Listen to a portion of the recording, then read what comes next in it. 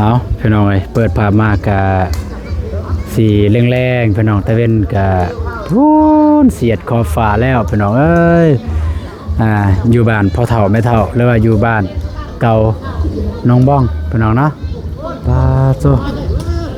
คิดฮอดสมัยตะกี้เด้เนาะมาทุกมื้อตะกี้พี่น้องเอ้ยสมัยยังมาซอยเรือทางน้องบ้องน้องกระเดยเพิ่นพี่น้อง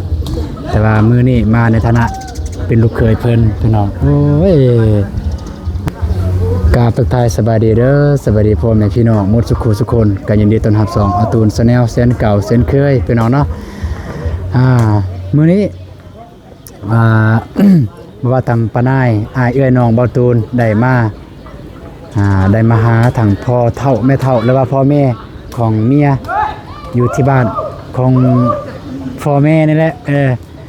ก็คือจุดประสงค์ที่มามื้อนี้ก็คือได้เกินว่ามานัดหมาย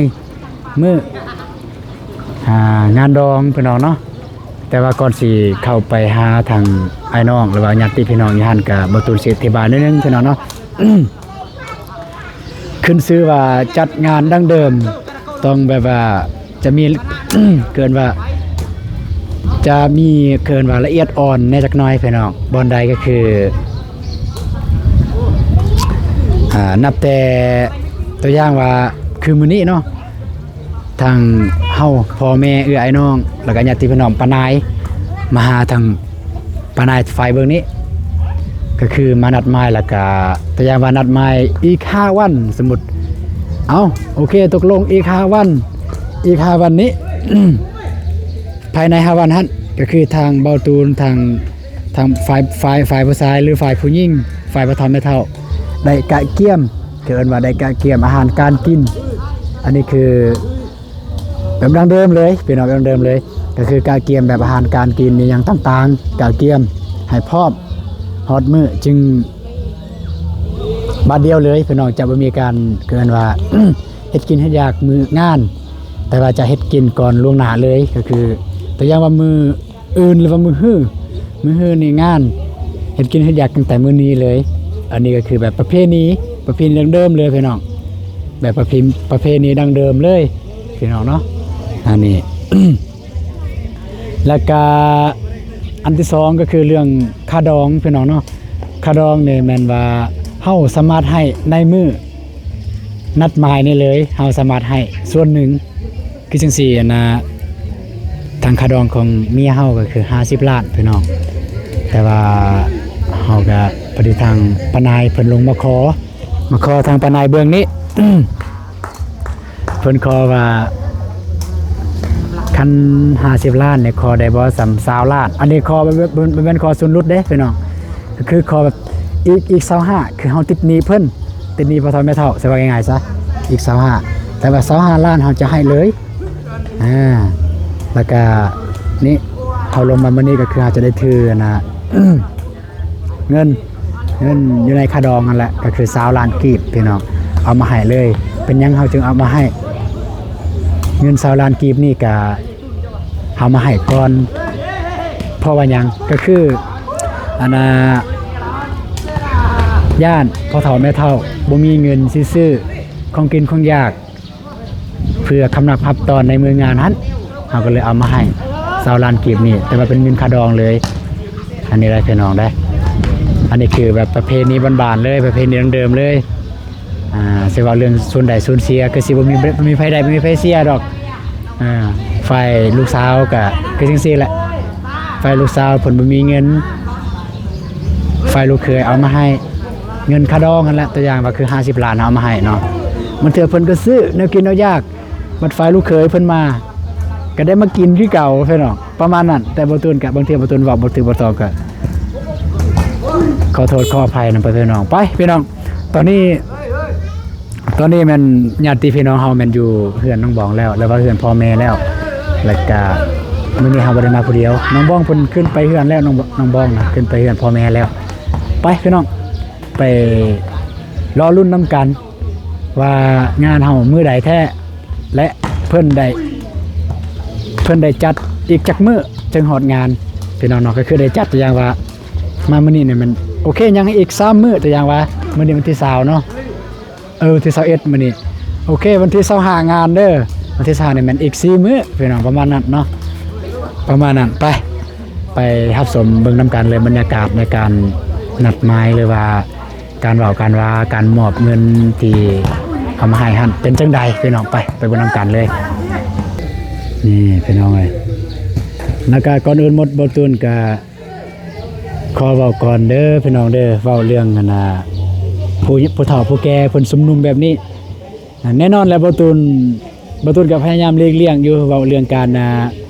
หลักๆเลยการสูบกอกเด้อพี่น้องบ่ตูนบางเทื่อบ่ตูนเลี่ยงบ่ทันปิ่นกองนี้บ่ทันก็ขอโทษขออภัยพี่น้องเนาะก็บ่ได้ตั้งใจว่าอยากถ่ายให้พี่น้องได้เบิ่งแล้วก็เรื่องการเว้าการว่าบางเทื่อว่าบ่สุภาพเป็นหยังก็ขอโทษขออภัยนี่พี่น้องหลายๆเด้อนี่พี่น้องโอ้สะอาดสะอ้างแล้วมื้อนั้นจะมีกกใหม่อยู่นี่ทางแม่เฒ่าเพิ่นก็จัดไปทีเรียบร้อยแล้วพี่น้องอ๋อจ้ะไปพี่น้องจะไปฟังเวียกอยู่เทิงเลยแน่นอนแหละเฮาผู้เป็นเคยต้องได้ฟังน้ำเพิ่นไปตอนนี้ทางปนายเฮาก็ได้โอ้ลมแล้วก็ได้ปรึกษาหารือทางปนายฝ่ายเบิ่งนี้พูนปนายเฮาพี่น้องใส่สุดๆนี่แหละปนายเฮานี่ได้มากำหนดมื้อกำหนดวันพี่น้องว่าสิถือมือใดพี่น้องเนาะนี่แหละคือจังซี่อะไรพี่น้องจะมีการสูบกอกสูบหยังเขาเอาจนแบบพอกำลังให้เปิดทางจนมาสมมติว่ากำหนดบานยมรอให้สิลองแบะตัวอย่างนะกำหนดมันฮอดกำหนดร้องใจบ่อยากแจ้งปานใดเด้สิเงียบไฟตื่นประกอบยิ่งนี้เลยตามมาลักษณะยังอื่นก็น้องมันดียังมันยังมีทางเราสอนพอเนาะเยอะยังไปได้มาเพื่อไม่รายงานว่าไปนี่มันห้องนี่ผู้เฒ่าพี่น้องเอ้ยเพิ่นฟังเรียกบ่ได้พี่น้องมีแต่เข้าห้องอย่างเดียวเรื่องง่ายเยอะเลยไปสู่ปลาแล้วเยอะเลยไปสู่เรื่องไปแซ่หมอกปลาหมอกปลาเลยหมอกใช่สบายดีเด้อตัวน้ำมาตัวอย่างไว้แปลในกำหนดนี่บางยุ่งก็โน่วิก็ดังแบะในไปยมแบะเรื่องตาคักเลยก็เล็กอยู่กับตีแวะแล้วก็มันนำไปกำหนดเวียไอแปะไปกวาบัวให้ปนกไอเสียจะมาไกลปอให้กวาบัวเข้าใจโอ้ยไปเนาะไอ้ไปตามอยู่ในการโอ้แกลเอาตัวไอแปะอันนี้ต่อโน่เต็มตัวใหม่นะอันนี้เนี่ยมันเกี่ยวกับผู้ใหญ่ฝ่ายศาสตร์ตระกูลบ่ตูนมีแต่เพิ่นและยังเรือตระกูลฝ่ายแบบว่าเพิ่งบ่ตูนแต่คนเดียวนี่แหละยัง2ก็หน่อยคนนึงยังอยู่เรือนเอาไปสิง่ายๆซะก็รุ่นพ่อแม่รุ่นพ่อบ่ตูนแต่พอประตูเสียแล้วตัวไปต่อไปการบ่าวใกล้ว่าสิหอดงานดองสมมุติงานดองยังซ่อมคืนสมมุติว่าคืนที่1เอาไปให้แบะอยู่นี่มื้ออื่นคืนที่2ให้ไปเอาขนมอันเข้าใจเลยตรงนั้นน่ะสมมุติเอาว่ามื้อนี้มื้อสาหาเลยเรื่องฮีตเรื่องคองอยู่เป็นเป็นอะไรให้มันที่เขาที่เขาประมาณนี้เด้อพี่น้องเด้อใกล้เอาอยู่แซ่เลยอันนี้มันฝ่ายพนายเรื่องแม่เฒ่าอันนี้มันแม่เฒ่าพี่น้องเลยตอนนี้ยังเลือกวันอยู่พี่น้องเลยสิจากใดวันเสาร์กับวันอาทิตย์เนี่ยแหละเป็นยังไงวันเสาร์กับวันอาทิตย์ถ้าวันเสาร์วันอาทิตย์กับบ่เกินมื้ออื่นมื้อฮื้อนั่นแหละพี่น้องเข้ามือตั้งเก็บมือเก่งนะเข้าวันที่ถึงเน็ตเมืองนี้สมมติว่าคนเช้าไปหาป้านะตอนวันเสาร์วันอาทิตย์หน้ามันวันเสาร์วันอาทิตย์หน้าวันเสาร์วันอาทิตย์นี่มอบเป็นบทสอน เอาทิศหน้านะสุดท้ายได้จ้อแล้ว mà đinh đằng cái bộ cây nhớ ได้ก็วันจันทร์ให้แล้วซะวันอาทิตย์ลงไปให้แบก cây ra đây cả thân đi đằng nước bỏ ra đằng nước đằng เออ đừng bền วันเจ้าบ่ไปแต่คนชั้นกลาง คนใช่เลยนะ bên mà thì nó còn lắm xe nhà mình cứไอ้หนองนั้นนะได้งานวันนี้สามดอกวันเสาร์วันอาทิตย์งานพวกเจ้าเลยที่ว่าให้ได้วันจันทร์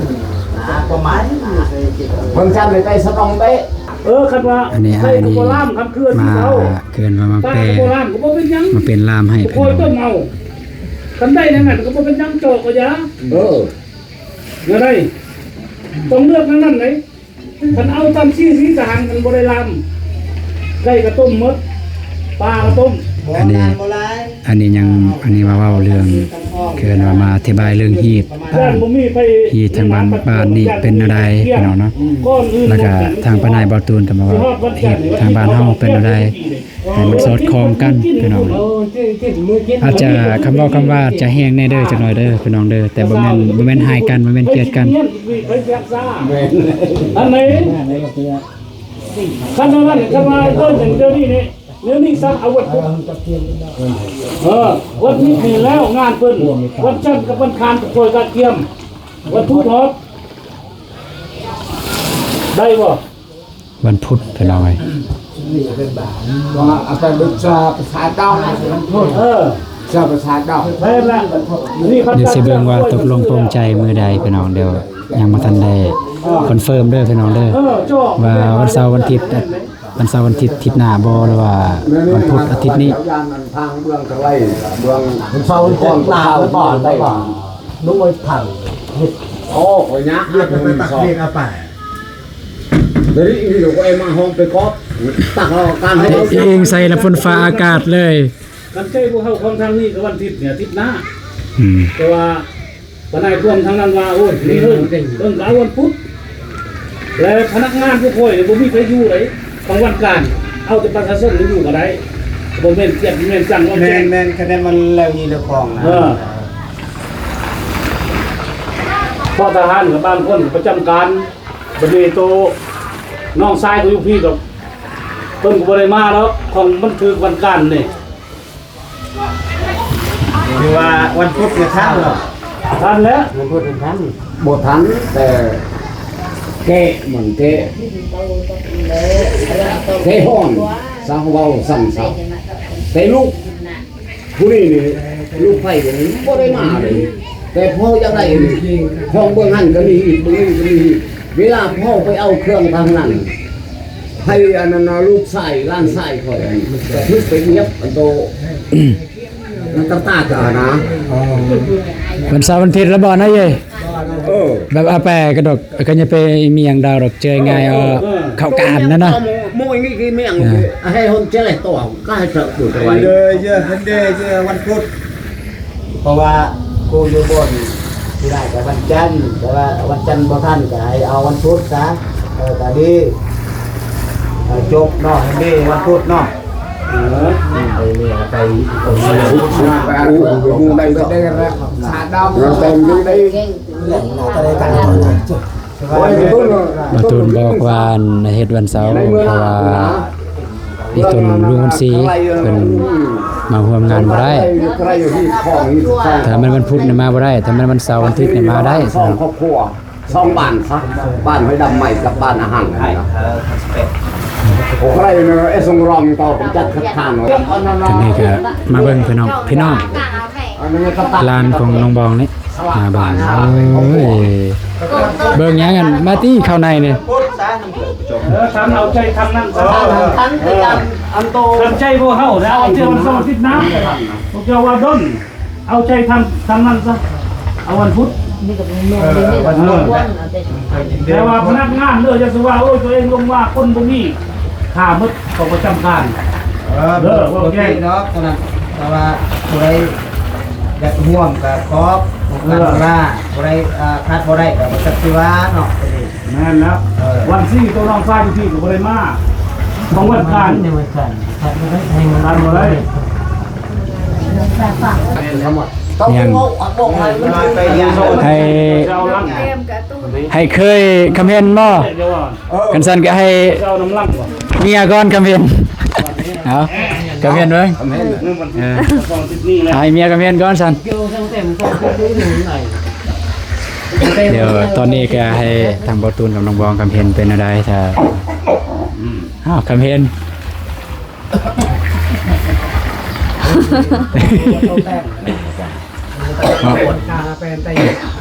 ตะกังแฮแล้วบ่นะ lúc ở câu hạt tê mua mấy bè bè bè phi nong câu mấy miang câu thì bộ ăn khẩu khẩu can đấy เข้าใจ đi cũng mà cũng tê mua mấy bè nhá mình mà tắc lơiวันพุธrồi và mình mà lơi ăn mình sauวันthiết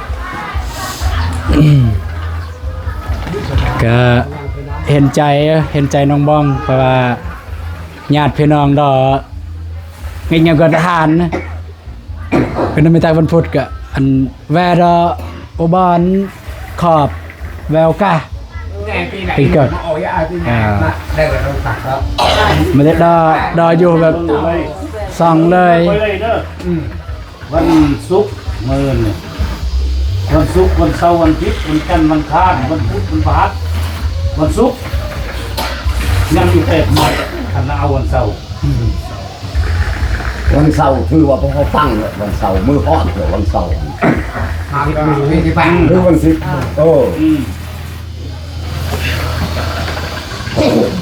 เยอะแต่ลืมแต่อู้คำแห่ง ก็ เลย อยาก ทัก ให้ โซนเลยมอนเลยเอาไงเมี่ยงเลยไม่ยังงอนอึดบองอึ่งมันกะเว้แต่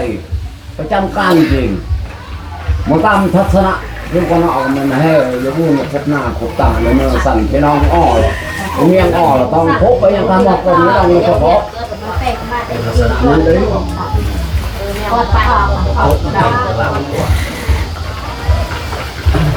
เอาตก ตกลง จะเป็นกระดาษที่ชื่อเลย แม่น การว่าดีประกับบ่ โอ้ นำกันก็ ลงกันเอกภาพเลย วันเสาร์ไว้อะเอาวันเสาร์เลย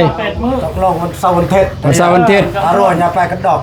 นะ อย่าไปเมีย อายคนมา ตายใหญ่ไปบ้านห่วม อ อร่อย อร่อยเห็นใจเพิ่น về khẩu can là มันเสีย มือ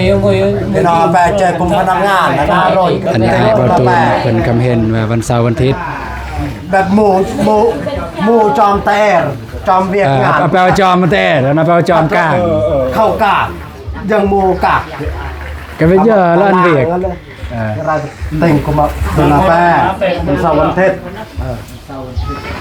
วันเป็นเสาร์วันเทศ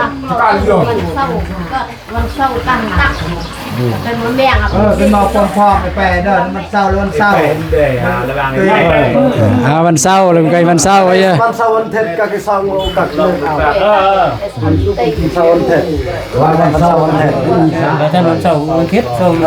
วันเสาร์วันอาทิตย์วันพุธในละทีไอ้แก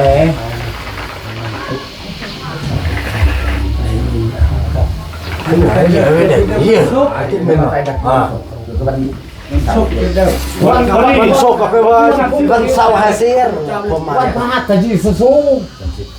วันนี้วันที่30วันเสาร์กันพอดี พอดีวันเกิดเลย แบบอันนี้ที่แปรติดยังไงติดแล้วกินให้ติดได้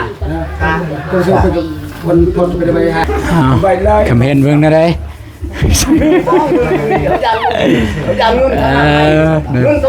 ยังปรึกษาหารืออยู่พี่น้องแต่ว่าที่แน่ๆน่าจะแม่นวันเสาร์นี่แหละพี่น้องเอ้ยบ่แม่นวันเสาร์นี้เด้อวันเสาร์หน้าพุ่นเด้อ ตา อ่า ป้าปูเขาไปซื้อ พอดีวันเสาร์ที่30วันเกิดอันนี้เลยพี่น้องเจ้า เฮ็ดเลยอันนี้นั่นน่ะ ชื่ออยู่ได้ เขาได้ ถ้าสะดวกพวกเขา อันนี้อธิบาย ตอน กัน เช้านี่ตอนเช้าของวันเสาร์นี่ต้องไปฆ่าแต่เช้ากล้วยอันพวกเจ้าก็ ข้าว มา แต่เสาร์ พวกเจ้าก็มา7-8 โมงยังมา10 โมงเช้ามื้อวันเสาร์ก็ได้เอา10 เท่านั้นคันว่าไปเอาตอนเช้าวันเสาร์จะมาฆ่ากล้วยอยู่เพียง สองต้นพี มันบ่ทันความใหม่ เบิ้งสีต่อไป นั่นน่ะ ทุกคนที่ท ต้องไปเอาวันศุกร์ ำต้องเป็นเลยเห็นดีก็ว่าในนี่เราดีก็ว่าไอ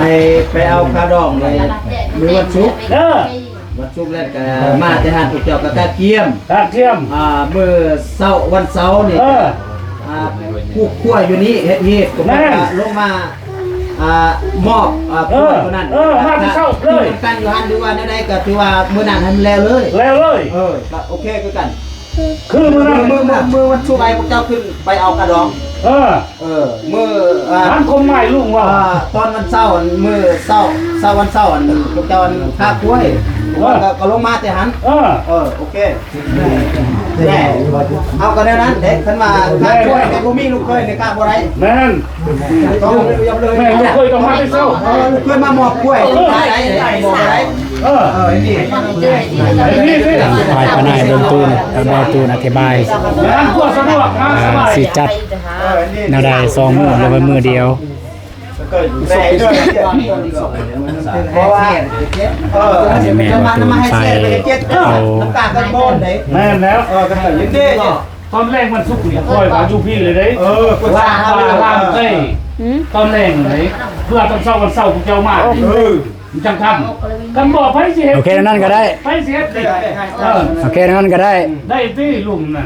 ดังนั้นเนาะลุงเนาะ ทัศนะพ่ออย่างแนวนั้นแล้วมันจิตสบายสบาย โอเคนั่นก็ได้เพื่อความสะดวกสบายเพื่อให้มันบ่นั่นนะ ที่ไรนางเบาแพงมันเป็นที่นี่เฮาผู้เดียวว่าวันไม่เจ้าบอกเขา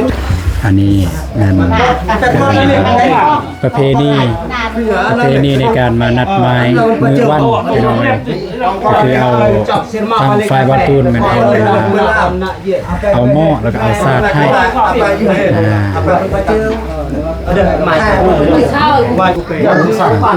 ตอนนี้ก็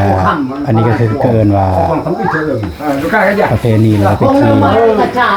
ทางเฮาเนี่ยเอาอันนี้มาให้เอาสากเอาเอาอย่างต่างๆมาให้แต่ว่าทางนี้จะให้เฮาเป็นแบบสิ้นเป็นแบบกล้วยเป็นแบบสิ้นไก่อะไรประมาณนี้แล้วก็มีน้ำหวานสิประมาณนี้พี่น้องเนาะ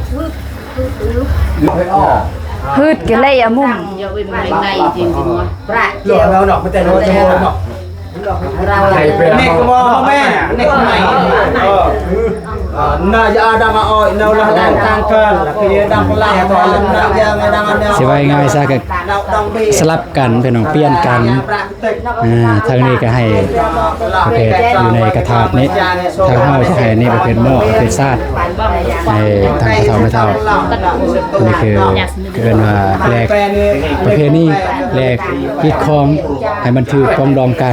ประมาณนั้นให้มันถือให้มันซอดคองนะประมาณนี้พี่น้องเนาะ มาใน ตอนนี้ก็ กระดังอ่ะ ตอนนี้นี่มัน ตอนนี้นี่มัน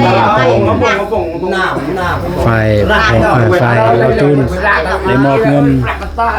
10 ล้านปีหรือ20 ล้านนับเบิ่งเด้อยานบ่ครบแต่มอบไปที่เรียบร้อยแล้วพี่น้องเอ้ยตัวนี้มีความหมายเด้อพี่น้องเด้อตัวนี้มีความหมายตัวเอาไม้มาเฮ็ดเป็นคันก็คือเกินว่าถ้ายังเฮากำหนดอีกจักมื้อ แล้วก็มาลองมาเป็นนึกลังดา แกะ ล้าง เกินว่าแกะให้ฮอด10 คันพี่น้องก็คือแกะไม้หั่นละแกะสลักไม้ให้ฮอด10 คันแต่ว่าตัวนี้มันเฮาจะได้เผื่อไว้เฮาเผื่อว่าเพราะว่าเฮาบ่ฮู้ฝนฟ้าอากาศบ่หรือว่าจะเกิดหยังขึ้นภายในที่เฮากำหนดหั่นแม่นเฮาจะได้ใส่เป็น10เป็น20ก็ได้พี่น้องเนาะมันว่าเฮ็ดคือคันใดหั่นล่ะพี่น้องคือคันใด เชื่อละ เป็นล็อกนะเป็นอย่างว่า10 มื้อก็10ล็อกประมาณพ่นในประตูสิซูมให้เพิ่นเอาได้เบิ่งเฮ็ดเป็นล็อกเอานี่เฮ็ดเป็นล็อกเอาพี่น้องเนาะอันนี้ความหมายนี่อันนี้สำคัญเด้พี่น้องสำคัญอันนี้คือแบบเดิมๆเด้อพี่น้องเด้อเอาบ่ไปบ่มาก็ กระจัง โอ้ยเพิ่นให้กินข้าวกินน้ำพี่น้องเอ้ยนี่ มีซองผ้าอะไรเบิ่งนี่ก็มี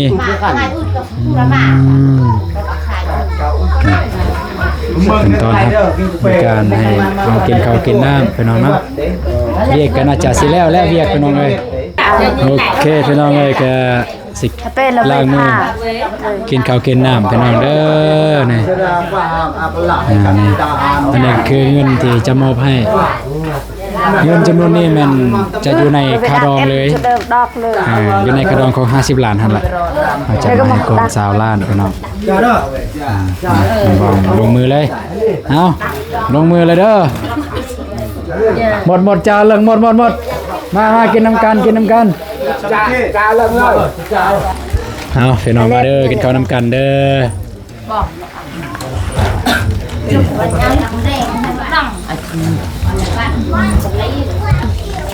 จ้า มาเย็น อันนี้มันผู้ใหญ่นาศาสตร์ตระกูลบ่อตูนผู้นี้แหละคือบ่อตูนเอิ้นเพิ่นพ่อเอิ้นคือน้องชายของพ่อบ่อตูนแต่ว่าจะบ่แม่นน้องชายขึ้นทิ้งแต่อยู่ในชื่อศาสตร์ตระกูลเดียวกันส่วนผู้นี้มันเอ้ยไผ่หรือว่าเอ้ยไผ่เอ้ยกกเอ้ยไผ่เอ้ยกกอันนี้มันบุกละเพิ่นอันนี้มันไอ้จอบพุ่นไอ้เคยเข้าพูดบางคนนี่ก็นายอันนี้ไอ้เคยกกเลยอันนี้แม่เฮาอันนี้แม่นผู้ใดบ่ฮู้เอาจ้าเอาพี่น้องเอ้ยกินข้าวกันไปจะได้แซ่บป่ะ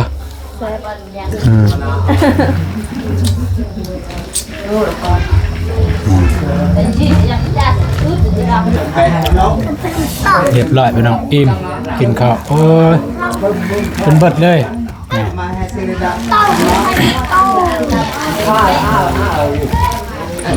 หลังจากกินข้าวกินน้ำนี่แล้วนะคิดว่าน่าจะก็นั่งลิ้นนั่นแหละพี่น้องบ่ได้มีหยังนั่งลิ้นนั่งว่าแล้วก็จึงค่อยกลับพี่น้อง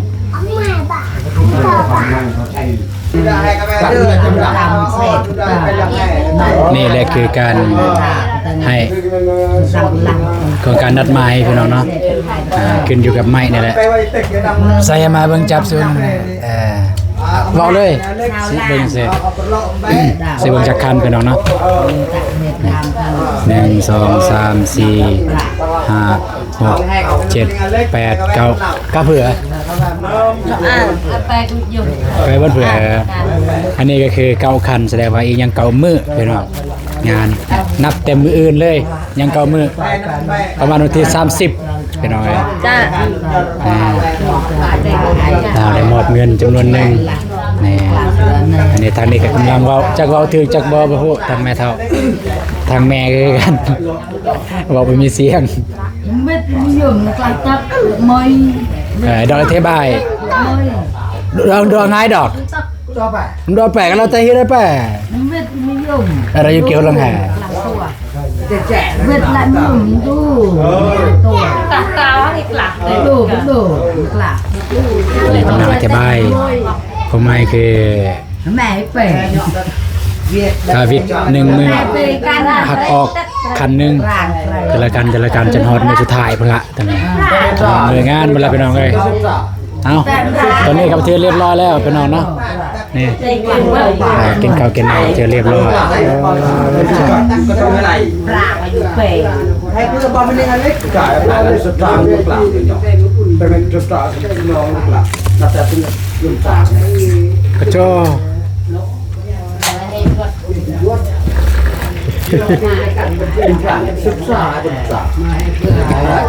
อบตอนนี้ยังกินอยู่แล้วยังไม่อิ่มบ่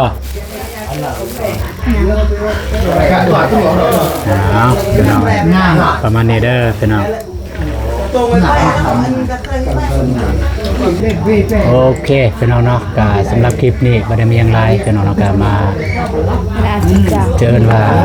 หยับเหยาะจอเข้ามาแล้วพี่น้องได้มือได้งานแล้วได้มือได้วันแล้วพี่น้องเอ้ยก็คือวันเสาร์หน้ามันถึงอยู่วันที่30 เดือน5นี่แหละพี่น้องเนาะสำหรับงานยังอีก9มื้อเด้อพี่น้องเด้อแล้วก็ภายใน9มื้อนี้ทางนี้ทางนั้นก็จะได้กะเกียมต่างคนต่างกะเกียมให้เตรียมพร้อมในมื้องานนั้นบ่ว่าแต่การกินการอยากอาหารการกิน บ่ว่าแต่อิหยังต่างๆคือสำหรับฝ่ายเบาตูนก็เกียมให้พร้อมเบาเรื่องข้าวดอกข้าวดองเบาเรื่องอาหารการกินเพราะว่าทางพ่อเฒ่าแม่เฒ่าจะได้ขึ้นไปหาเบาตูนก่อนแล้วก็บัดแล้วเบาตูนจะได้ลงมาหาพ่อเฒ่าแม่เฒ่ามื้อวันเสาร์ตอนเช้าวันเสาร์พี่น้องเนาะให้ลงมาหาทางพ่อเฒ่าแม่เฒ่าอยู่นี่เจาะถึกบัง ง่าย ประมาณนั้นเด้อพี่น้องเด้อถ้าผิดพลาดประการใดก็ขอโทษขออภัยในเวลาแต่ในส่วนเวลานี้บางตุนน้องบองจะบ่ได้สามารถไปทางใดมีแต่ยืนอยู่ซ่านแล้วก็เฮ็ดเวียกใกล้ๆบ้านนั่นแหละคืออย่างที่ผ่านมาหลังจากแล้วเลิกแล้วงานเราจึงสามารถเฮ็ดเวียกอื่นได้พี่น้องเนาะเพิ่นจะได้บางตุนจะได้ชี้แจงให้พ่อพี่น้องได้ฮู้นํกันไปพี่น้องเจอกันในคลิปต่อไปเด้อสำหรับคลิปนี้ถ้าผิดพลาดประการใดก็ขอโทษขออภัยในพ่อพี่น้องหลายๆ สำคัญ ไปพี่น้องเจอกันคลิปต่อไปคลิปนี้สบายดีเด้อไป